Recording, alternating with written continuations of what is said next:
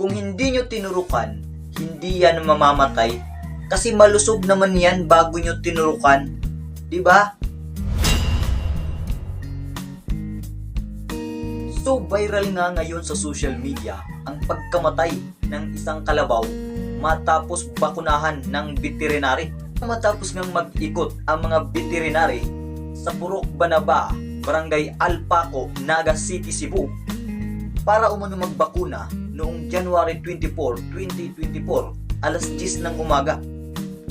At matapos mabakunahan ang alagang kalabaw ni Tatay Andres, ay ayon kay Tatay Andres, ay pinakunahan ang mga kalabaw at kambing at iba pa. Ngunit matapos nga itong mabakunahan makalipas ang ilang oras, ay bigla na nga lang itong nangisay at bumula ang bibig. At dahil nga sa hindi matanggap ni Tatay Andres ang nangyari sa kanyang alagang kalabaw, ay napaiyak na nga lang ito at humiga katabi ng kanyang kalabaw na nakahiga na rin sa kalsada at wala ng buhay. Siyempre, ito na nga lang yung katuwang ni Tatay Andres sa paghahanap buhay, lalo na sa bukid, di ba? Tapos sa isang iglap lang ay mawawala ng ganun-ganun lang. Tapos doon pa sa puntong inaasahan mong mas mapapabuti yung alaga mo kaya mo pinabakunahan. Kaya ipinagkatiwala mo sa veterinary yung pagbabakuna sa iyong alaga. Ngunit imbis na mapabuti yung alaga mo ay mas lalo itong napasama. Hindi lang napasama kasi talagang namatay yung alagang kalabaw ni Tatay Andres. Talagang hindi na napakinabangan. At kung makikita nyo, ay nilibing na nga lang ito gamit yung excavator. So kawawa talaga si tatay, no? Doon kasi sa mga hindi nakakaranas ng ganitong buhay, yung pagbukid, ay hindi nila ramdam yung ganitong pagdadalamhati. Kasi para sa kanila ay wala lang to. No? Pero sa ating mga mahihirap ay ramdam natin yung ganitong bagay. Kasi yung mga kalabaw na yan, ang katuwang natin sa ating paghahanap buhay sa araw-araw, lalo na yung mga nasa bukid.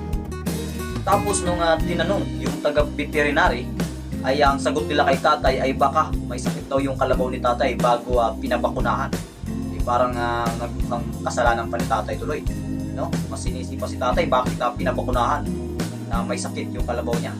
Hindi naman talaga alam ni tatay kung may sakit ba yung kalabaw niya o wala. Kasi hindi naman na doktor sa hayop si tatay. Diba? Kayong mga taga-veterinary yung nakakaalam ng kung ano ang kalagayan ng isang hayop.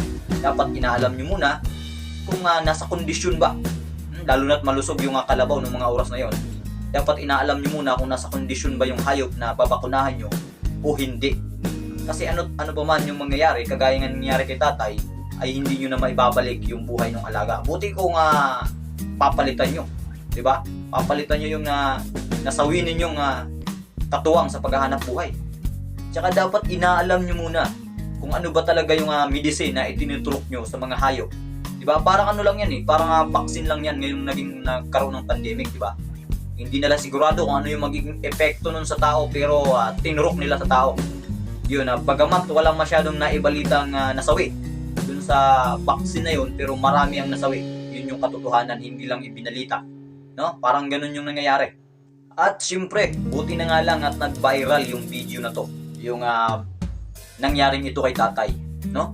At kung hindi nag-viral to, ay malamang no, tiway na yung kalabaw ni tatay at tiway na yung nangyari kay tatay.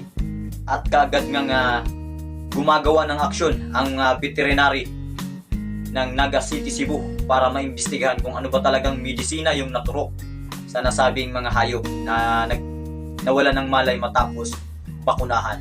At syempre, yan buti na nga lang nag-viral at nakarating sa ating butihing vlogger na si King Lux. Ayan, at gumawa nga ng paraan dito si King Lux. Pinuntahan niya agad si Tatay Andres kung saan naroon si Tatay Andres at kinausap nito. At syempre, hindi rin nagpahuli dyan ang sorpresa ni King Lux.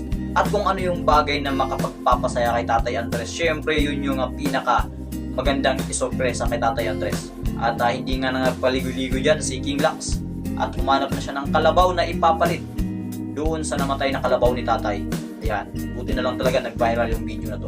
Kasi in reality, kung hindi magba-viral yung nangyari sa buhay mo, ay wala yan, baliwala yan. Yung nakakalungkot mang isipin, pero ganun yung katotohanan sa realidad. At patuloy nating suportahan si Tatay Andres at syempre si King Lax na talagang merong napakabuting loob. Ayan. So please comment down below mga ex, #KalabawKMGS at para suportahan at para makarating na rin sa KMGS yung nangyaring ito kay tatay, no? Para rin suportahan si King Lax. Ayan. So it's me Exodus again. So please follow, like, and share sa ating Facebook account. So maraming sa inyong salamat sa inyong patuloy na pagsuporta. So Exodus, yan, thank you.